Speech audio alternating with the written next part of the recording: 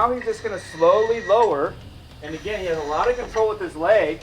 And when I get to this point, all I need him to do is feet under face. And he can pretty much, if he's got it all set up properly and his arms are pinched, come to a dead stop. And now he's got full control, and then he can go for a ride as he adjusts the friction both under his armpits, in his hands, and across his bottom. This week, the 2024 class is working on search and firefighter survival.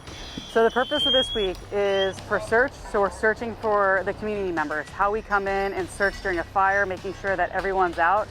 Feet all the way to the window. Good. Pull the feet.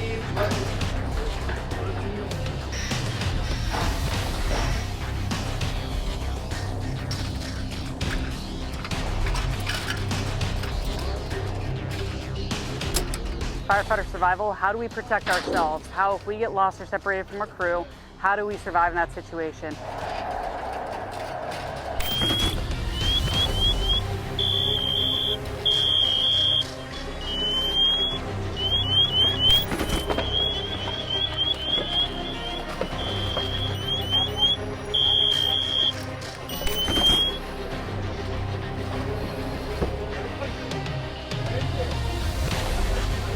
Go, Ben.